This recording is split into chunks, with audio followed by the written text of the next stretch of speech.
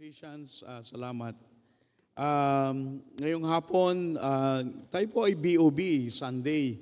So akin pong minabuti na maganda ng mensahe para sa ating mga men. Kaya't ngayong hapon, napili kong lugar na ating pag-aralan ang Psalm 128. Babasahin natin ang verses 1, 2, saka 3. Hindi ko na lahat siguro babasahin ito. Okay, tayo po tumayo. Let us all stand in Psalm 128. Simulan natin sa verse number 1. Basahin natin, no? Subaybayan niyo po, ano? Let me read. Blessed is everyone that feareth the Lord, that walketh in his ways. For thou shalt eat the labor of thine hands. Happy shalt thou be, and it shall be well with thee. Thy wife shall be as a fruitful vine by the sides of thine house. Thy children like olive plants round about thy table. Okay? Ang aking title ngayong gabi is The Priorities of Godly Fathers. Ano ang dapat unahin ng isang makadiyos na ama? Ayan ang ating pag-aaralan. Tayo po'y tumungot pumikit. Manalangin po tayo. Father in heaven, what a wonderful example that you have given all fathers. Ikaw po ang ama na tunay na matapat. Mapagmahal, mahabagin, matulungin, mabuti.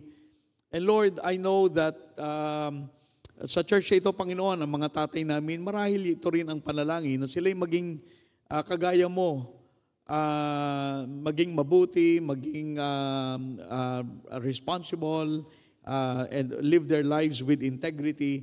But I pray that this message will help us to see the importance of these important things that fathers can do in order to be a godly father.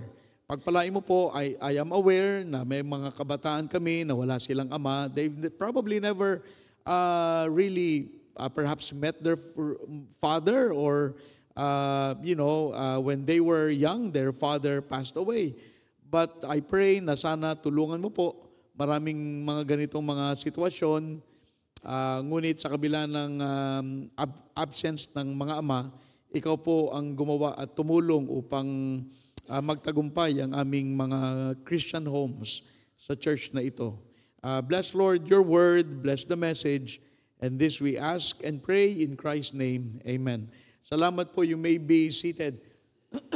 Priorities of a godly father. And I understand, ang ilan sa inyo, hindi nyo na naabutan ng mga tatay nyo, mapalad yung mga kagaya namin. Ako, inabutan ko ang father ko. And in fact, pastor na ako nung pumanaw ang father ko. Ang mother ko rin, almost 3 years ago. And mahalaga yun.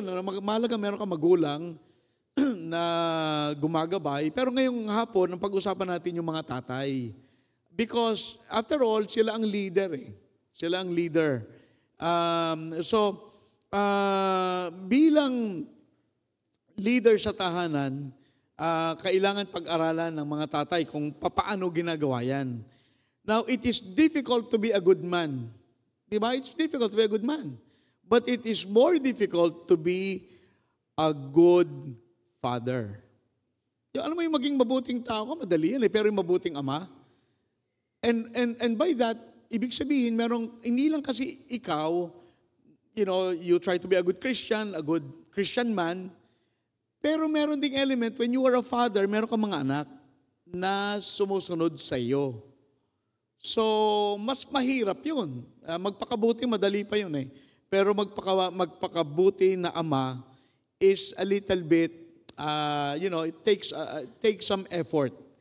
Now, ang sabi dito, blessed is everyone that feareth the Lord. Now, the word blessed, the best translation that you can give to this word is happy.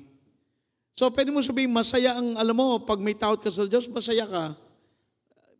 and this fear is not talking about the fear na, alam mo yung parang natatakot ka makita ang tatay mo kasi may ginawa kang mali. Hindi ganun eh. It is reverential respect.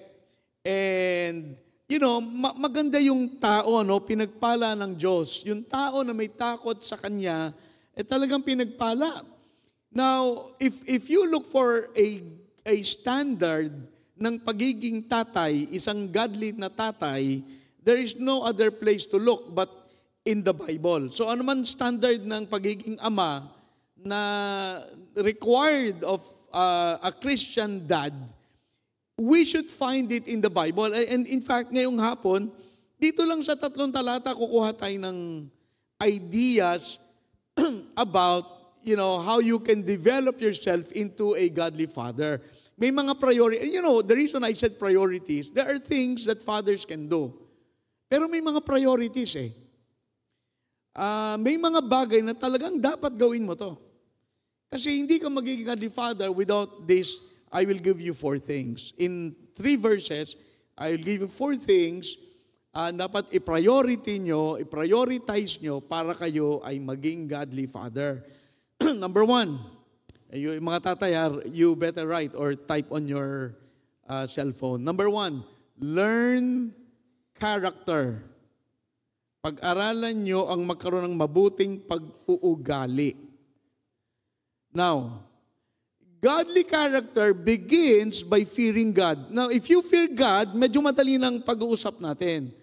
If you fear the Lord at may takot ka sa Panginoon because you love God and you do not want to offend God, magandang incentive yan to be a godly father. Kasi iniisip mo, teka, hindi ako pwedeng basta mabuhay ng kung anong gusto ko. May pamilya na ako, hindi pwedeng basketball dyan sa kanto. O kaya patambay-tambay sa tinda. Hindi na pwede yun eh. So, first of all, dapat magsimula sa godly fear. Pag meron kang tatay na godly fear, nadidevelop yung kanyang character eh. Nagiging maingat siya sa kanyang pananalita, sa kanyang ginagawa sa loob ng tahanan. It is the fear of the Lord. Masaya ang ama na may takot sa Diyos kasi, nagiging maganda ang kanyang, pagiging pagkatao. And ano ba ibig sabihin ng fear of the Lord? Blessed, mapalad o masaya ang bawat isa na may takot sa Panginoon. In other words, what that means is you really love God. Okay? Ibig sabihin, itong tao na to, blessed because you really love God. And when you really love God, alam mo, madali ka naman. When you really love the Lord, you want to do the things that God wants you to do. Di ba? Yung mga ito mo, pag naging magandang character mo, sinong makikinabang, di ba, ang iyong mga anak? Kasi parati naman nakatingin ng anak sa ama at sa ina. But that's one thing, learn character. And that begins by fearing God. Ang resulta, when you have fear of God, you will walk in God's ways. Lalakad ka ng matuwid kasi may takot ka sa Diyos eh. Yung pagkatao mo maapektuhan, and that fear of God will show in how you live. Makikita kung, di ba? Nagsisimba ka, nagbasa ka ng Bible, you love your wife, you love your children. Nakikita yan, ginagawa mo yan because you love God. And because you love the Lord, you want to do the things that God wants you to do. So, ang una dyan sa mga godly fathers, pag-aralan nyo yung character. At yan ay magsisimula sa takot sa Diyos. Now, the fear of God produces integrity. Alam mo yung integrity is who you really are. Sino ka ba talaga? Huwag mong isipin yung reputasyon. Kasi reputasyon, wala yan. That's what people think of you. Hindi yun ang mahalaga eh. Ang mahalaga, yung integrity mo. Yung alam mo talaga kung sino ka eh. At kapag ikaw ay may integrity and developing integrity because of godly fear, malaking bagay yan. Why do you need integrity? Kayo mga tatay, bakit kailangan nyo na integrity? Because you cannot teach your children what you are not. Kung wala kang integrity, ano tuturo mo sa mga anak mo? Wala kang integrity. And that's why integrity is very, very important. Kailangan ninyo yan, mga tatay. Iba sasabi natin you cannot give if something you don't have. You cannot be someone you are not. And if you have integrity because of godly fear, yan ay mabuti sa iyong mga anak. Kasi kita nila, ay si tatay ay may takot sa Diyos. Kasi alam mo, ang pagpapalaki ng anak, yan ay puro training. Hanggang sila ay makalipad. Kailangan training. Because when you are gone, lahat mamatay, di ba? Unless mag-rapture na. Ang tanong ay ganito, how do you want to be remembered? Pag kayo pumanaw na, paano nyo gustong maalala? Ay, ang tatay ko'y maraming pera. Ganun ba? Ay, ang tatay ko'y nag-aral sa Maynila. Ay, ang tatay ko'y tagumpay. Malaki ang negosyo, malaki ang tindahan. Ako hindi yun ang gusto ko. So, kung ako'y maalala, gusto ko maalala ko na naglingkod ako sa Panginoon, mahal ko ang Diyos, tapos ako ay ginawa ko, di ba? Because mga tatay, that is what your children will remember. Hindi naman yung success nyo Ang tanong dyan, nung siya ba may problema sa school, nandun ka ba? Nung siya hindi makabasa, tinuruan mo ba magbasa? Nung siya may problema sa mathematics, kung naman ay magaling sa math, tinuruan mo ba? Di ba? Nandun ka ba? Doon kayo maaalala. Maalala kayo kapag yung buhay nyo ay may integrity na yun ang tatatak sa isip nila Di ba? Anong gusto mong maalala? Maalala, ikay mag-iinom, ikay magsusugal, ikay mag-iisabong, di ba? Ano gusto mong maalala? Ang pinakamaganda talaga ay yung character. Learn to develop that character. Maganda maalala kayo ng inyong mga anak, you know what? Ang tatay ko, parating ang Panginoon ng una, pag may bisita sa bahay, sisimba muna at babalikan yung bang ganon. I tell you, that is big. Sa memory ng bata, importante yan. Yung bang naalala niya, my father went to church. Kahit bumabagyo, nagpunta ng church yan. Hindi na absent. Ang tatay ko, nananalangin yan bago kumain. Nagbabasa ng Bible. Nagwi-witness sa mga kaibigan niya. Kung kayo maalala ng gano'n, ay napakaganda. Maalala kayo, ay tatay ko, malakas kumain. Ay tatay ko, mahilig sa baril. Okay naman yun. Kaya lang doon ka ba maalala? Doon ka maalala? Ay tatay ko, laki magbigay ng allowance. Hindi okay, maalala tayo sa maraming para. Pero sana, yung integrity and the fear of God produces that integrity.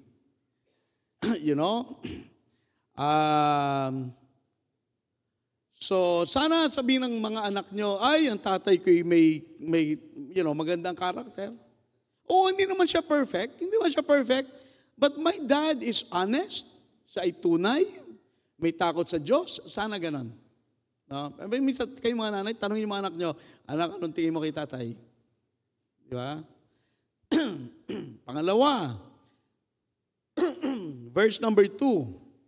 For thou shalt eat the labor of thine hands. Marunong magtrabaho si tatay, For thou shalt eat the labor of thine hands. Happy shalt thou be. It shall be well with thee. Okay, pangalawa, priority ng godly father. Una, learn character. Pag-aralan yung magandang ugali. Ano ba magandang ugali? Pangalawa, live content. Okay? Be content with God's provisions. Alam nyo, ang Panginoon nag-provide. Pero are you content? I think that is what He is talking about in verse number 2. God is speaking of the Father being content. In other words, yun naman yung tao, yung tatay, he goes to work. and he works hard. But no matter what his work is, at night he comes home and he eats the fruit of his labor and he's happy. Alam nyo minsan, siguro panahon natin para bang it takes so much to make a man happy. Gusto ko konti lang, it takes very little to make you happy. Kasi pag ang buhay natin naging complicated, kaya ayoko ng complicated na buhay.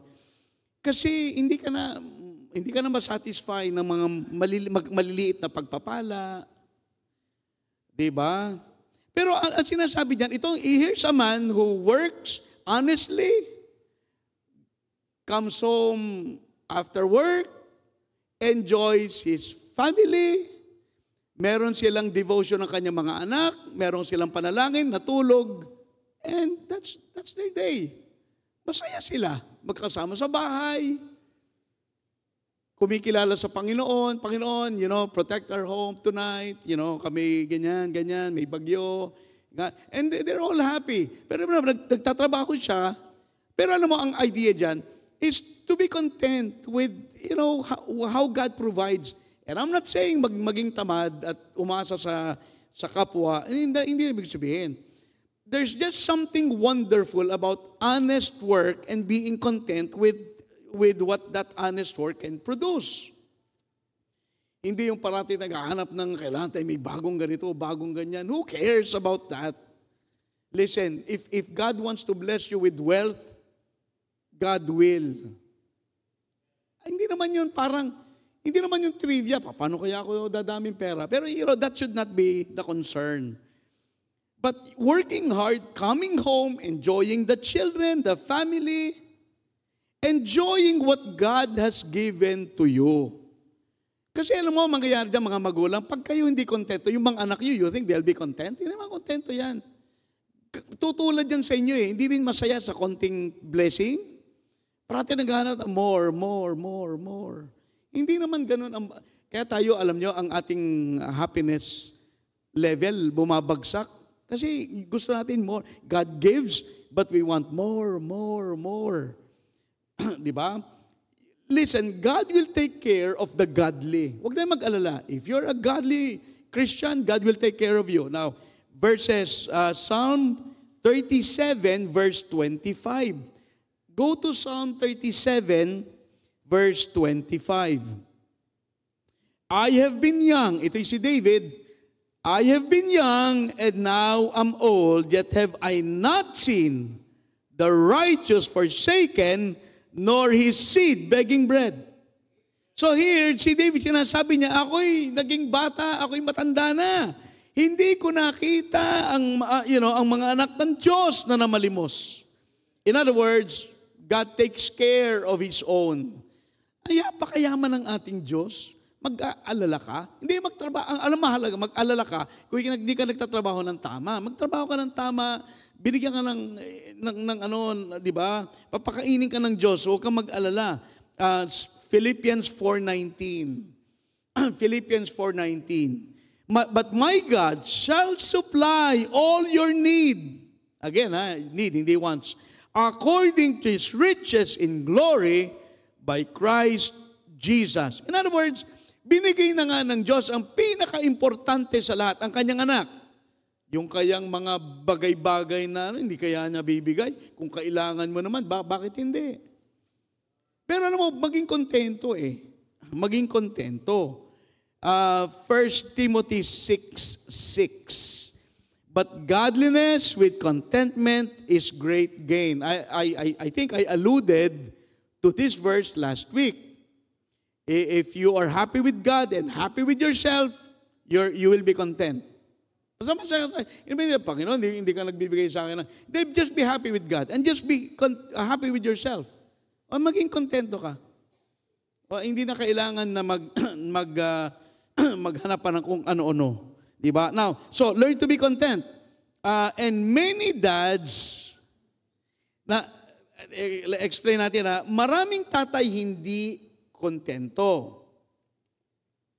Okay? Maraming tatay hindi kontento. Now, the issue is not Hindi man ang issue yung being ambitious or working hard. Hindi yun. Pag dito sa area na to, hindi natin pinag-uusapan. Yung pinag-uusapan natin, being happy and thankful and being content with what God has given. Obviously, everybody needs to work hard. If you're not willing to work hard, mag-resign ka na lang.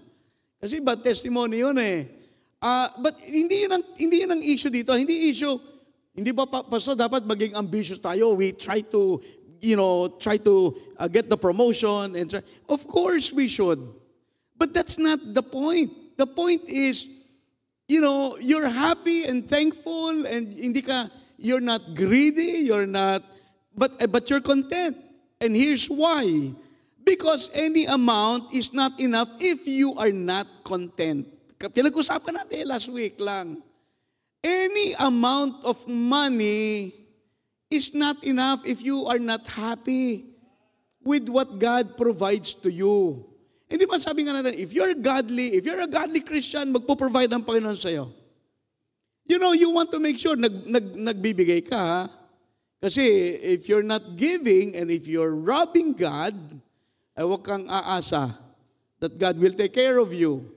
Because may problema na konti. Ayusin mo muna ang problema na yan. Kasi ang Diyos hindi nagpapala kapag mali ang gawa. Di ba? Otherwise, parang mali naman ang Diyos kung iisipin. So be content. Magtrabaho ka ng tapat. Maging kontento ka sa binigay ng Panginoon. And then at the end of the day, you come home to a loving family. Enjoying a hot meal, a hot dinner, having devotions with your children. Yun na maging masaya ka sa ganon. Ginagawa niyo pa ba yun? And then having prayers with your children, na matutulog kayo, kinabukasan linggo, gising na maagap. Ganun ba? Yung simple lang. Now, again, magsikap ka sa mga ginagawa mo. Work hard, be ambitious and everything. But then again, maging kontento tayo sa ginagawa ng Panginoon. Ang problema ito, mga tatay, itong problema, you are busy earning a living, you are forgetting to live life. Masyadong involved sa hanap buhay na hindi na kayo nabubuhay ayon sa kalooban ng Diyos. Because all you think about is money. Where is my... puro pera.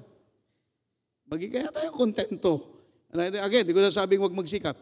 Maging kontento. That's the thing. Okay? So, learn to be content.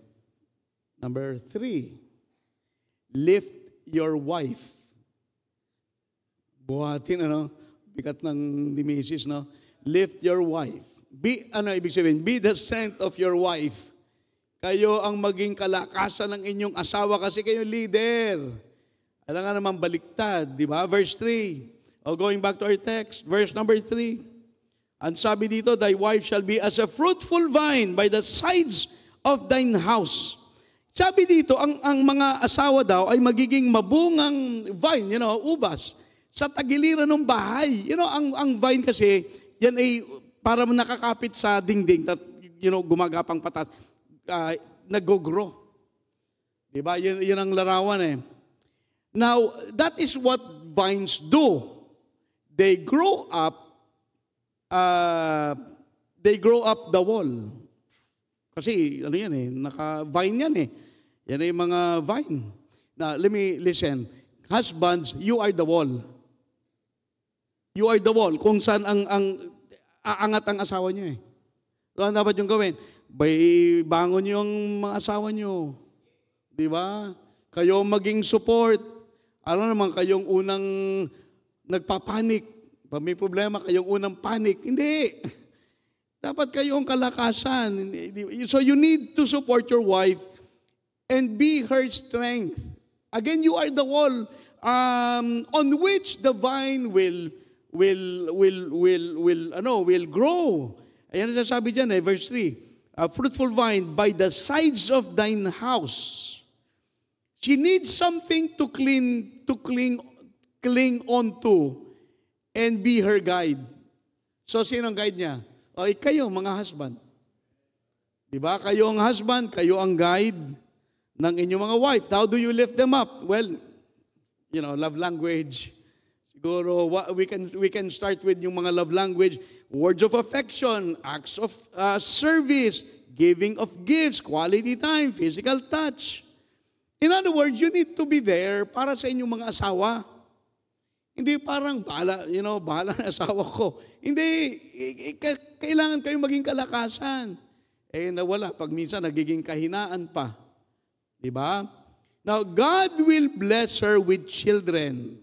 Tignan mo naman sabi dito sa verse number 3, sabi dito, thy children like olive plants round about thy table.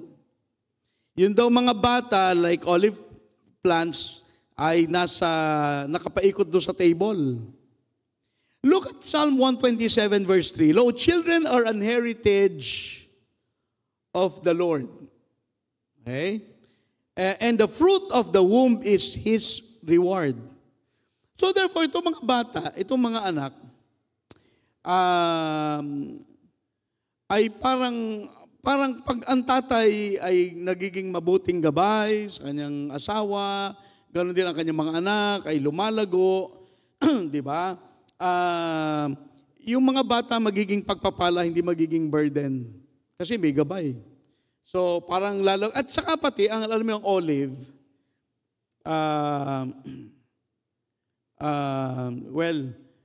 yung olive plants ay para yung simbolo ng fruitfulness, no? So, something probably needs to be said about, alam mo siguro sa Western culture, there are many couples that do not want to have children. You know why? Because it is expensive. Mahal magpaaral, magpalaki ng etc. Malaking gastos talaga. Kaya napapansin nyo ba, bakit ang Canada, punta kayo dito, hindi mo nag-i-increase pa ba? Japan, although Japan ay Asian, pero sa US, ang population, hindi ba katulad sa ibang lugar? Sa Europe din. Kaya alam niyo ang immigration dyan, inaalaw. Bakit? Walang nanganganak. Ang mga wives ayaw magkaroon ng pamilya. Ayaw nila mga anak. Abala sa kanilang mga party, mga schedule nila, ayaw nila ng anak. Nakalungkot. Pero sabi sa Bible, ang mga anak ay blessing buhat sa Panginoon. Psalm 127 verse number 3. Ay bakit ayaw mo ng blessing buhat sa Panginoon? Kasi mahal? Hindi, silang iyong kayamanan. Alam niyo mga magulang, ang kayamanan niyo yung inyong mga anak. Baka hindi niyo na-realize. Hindi ang kayamanan niyo yung bahay at lupa at kotse at bank account. That's not your wealth. Ang kayamanan niyo yung inyong mga anak. So, that's why we invest on our children. Kasi silang magdadala ng di ba? They will live on. Pag nawala na yung kayamanan, sila ay nandiyan pa rin. Okay. Number 4, and last. So kayo maging taga-encourage ng inyong mga asawa. And then last, lead your children.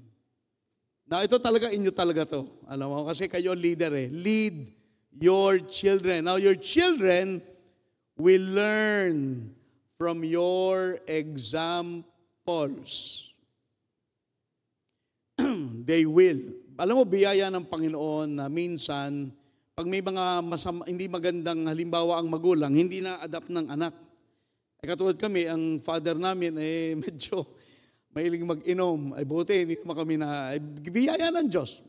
Ako, siyempre, nakapag-inom din kahit pa paano. Pero hindi naging, alam mo yun, hinahanap mo yung alak. Gabi-gabi, hindi ka makatulog, hindi ka nakatikim ng alak. Hindi naman kami ganun. Pero yung normal lang na, kahit pa paano ay nakapaglasing din naman nung unang panahon, no?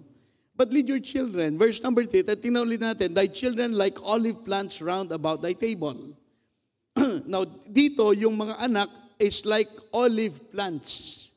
And olive plants, like I said, is a symbol of fruitfulness and righteousness. Now, yung olives will reproduce itself. It is said that one olive tree can feed 20 generations. Ganon katagal ang buhay ng olive tree. Now, your children, like an olive plant, will grow as you lead them. Hindi maaaring yung mga anak nyo bigla nagsisimba. Hindi ba ka nagsisimba? O kaya mga anak nyo, na-develop yung godly character. Hindi naman kayo nagbigay ng halimbawa ng godly character. Alam nyo mga magulang talagang, kami nga kami halos ang aming hero, magulang namin Ang dami, ako, pag binabalikan ko, ang dami kong ugali galing kay mami at kay daddy. Marami na-appreciate ko yun. Na-appreciate yung mga pagtuturo sa amin. Kung may bata pa lang, meron kaming alkansya. Tinuturuan kami mag-ipon ng pera. Naalala ko yung mga training sa amin, sa akin, at least sa akin.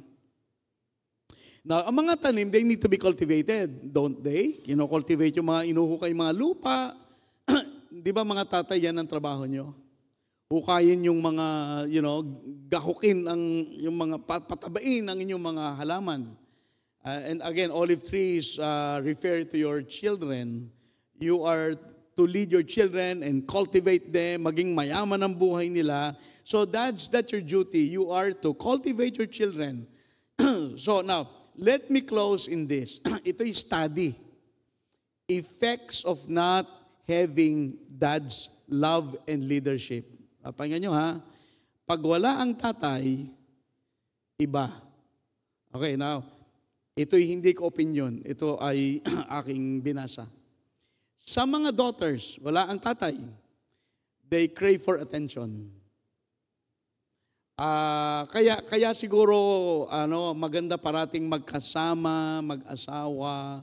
And I understand, sa panahon na ito, sometimes imposible. Di siguro samahan ng maraming panalangin saka intervention. I don't know what intervention. But let me tell you about the study that I've read. That daughters without the dad's love will crave that attention from someone. And they become therefore vulnerable. Gawa ng hinahanap nila yung pag-ibig ng tatay, wala naman tatay So ngayon, they become prey to those who are willing to give them attention. Paano kung high school pa lang, naghanap ng atensyon, parang may konting problema Ito pa, seeking the company of older men. You know why? Because she's looking for a dad. Kaya alam niyo kung kayo, mga tatay, buhay pa naman kayo, kayo ay maging tatay sa inyong mga anak. Kasi naghahanap siya ng tatay. Yung nga naman, natural naman yun, di ba? Yung anak ko naghahanap ng tatay. Nasaan si tatay? Wala ito pa, ito malungkot. They have difficulty trusting God because they cannot trust their dad. Wala siya doon Now, I'm not saying ito yung mangyayari sa inyong anak na babae. I'm just saying ito yung study. Ito sa mga sons, sa mga anak na lalaki. Okay, wala siyang tatay na nakita. He becomes insecure.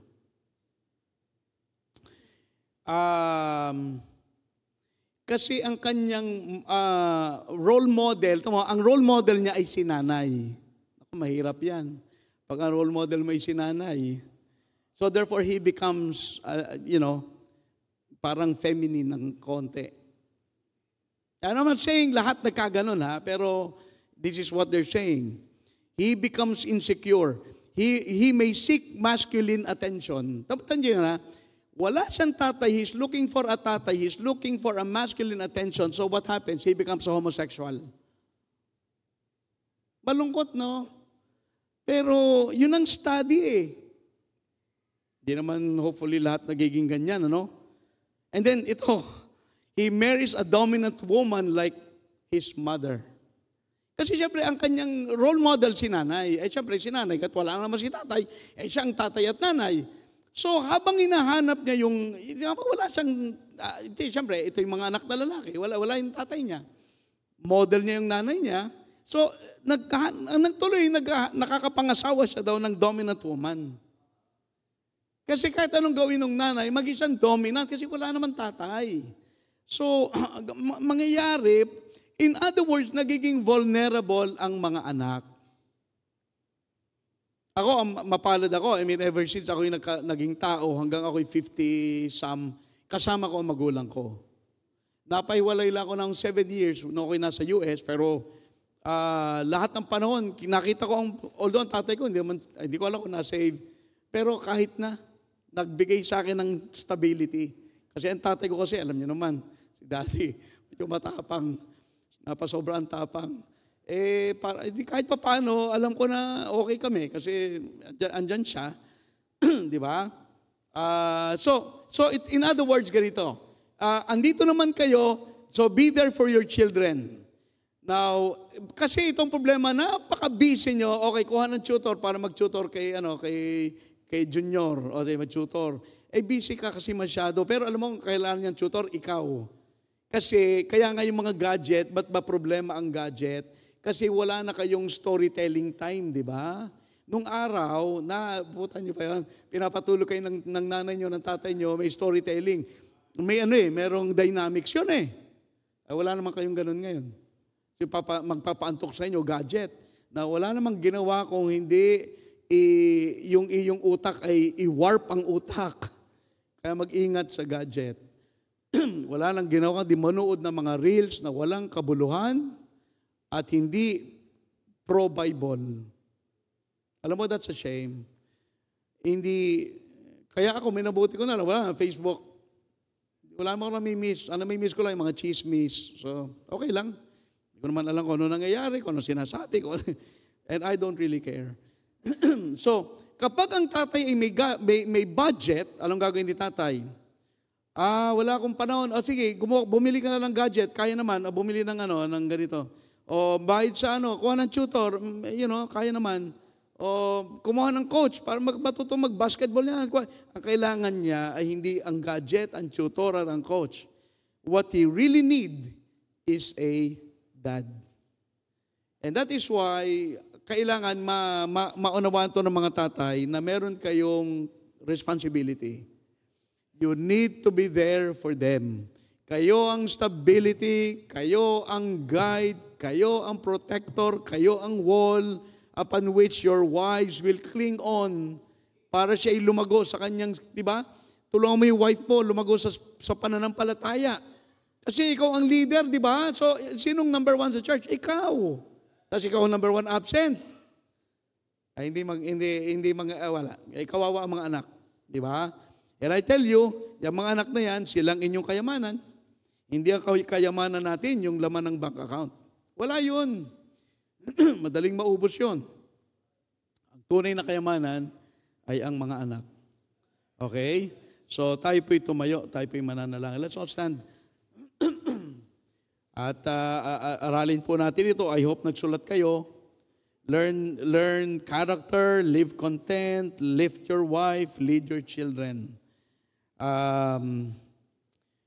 So ngayon pong hapon ay alalahanin natin ang ating tungkulin. If you're a father, remember, you are responsible to be all of these things to your children, to your family, para ma-develop ang iyong mga anak, and so that you can be blessed, you can be happy because of your fear in God.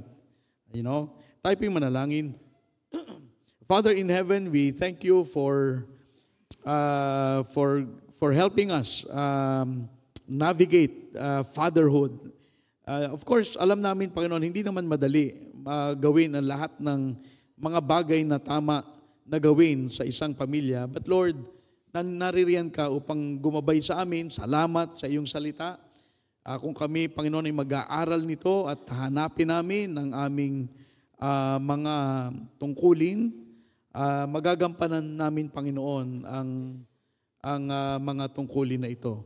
But Lord, we pray that you will help us